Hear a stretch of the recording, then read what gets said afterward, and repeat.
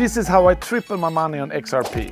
I used only technical analysis, and in this video I'm gonna show you exactly how I did it so you can do it too. There is no holy grail, but to me technical analysis is the closest you can come to a holy grail. By using technical analysis you can almost see into the future. Let's get into the charts. Let's start on the weekly. This is some spike, I'm just ignoring it because it's only on the Binance XRP. It's not showing on anyone else. We have a clear support where the price has bounced 1-2 times.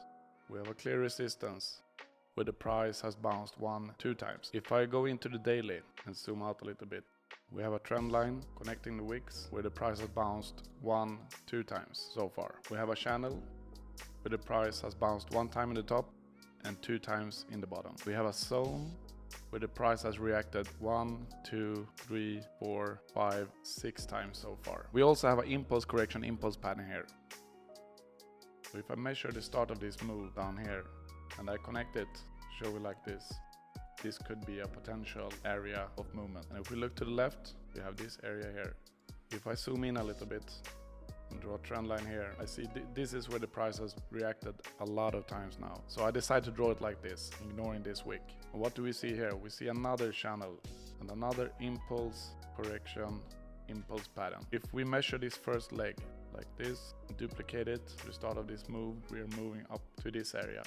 So what do we see here now? We see a potential third touch here. We see a zone that's connecting the trend line. So we're starting to get confluence here now. We're starting to get more and more things pointing in one direction. So if we see here in the closest pattern, we see an impulse correction impulse up almost to this area. But remember, nothing is picture perfect, so we will most likely go up here and hit the trend line for a third touch. Then we also have this zone where the price has reacted 6 times before. So short term, I'm expecting the price to move up. Long term, I'm expecting the price to move down here. But even longer term, we should move up because this is what we have up here. We have impulse, correction, impulse. And also into this impulse, correction, impulse, we had several patterns.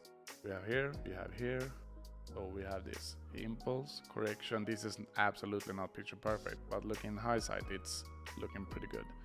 We have impulse, correction, impulse. So this is a pattern that's coming back all the time on all time frames. This is the most amazing part. If we now look at this analysis and we see the channel, we see the top of the channel where we will get a second touch in this channel, and we see the third touch on the trend line, and we see the zone here where the price has reacted many times. We also get kind of a time frame where in time this will happen. So if we look here, here's the crossing of the channel, the trend line, etc. Then we are about to hit this area. So this in time, so from the 25th of March until maybe 13th of April, we're most likely gonna head up in this area if this analysis is true.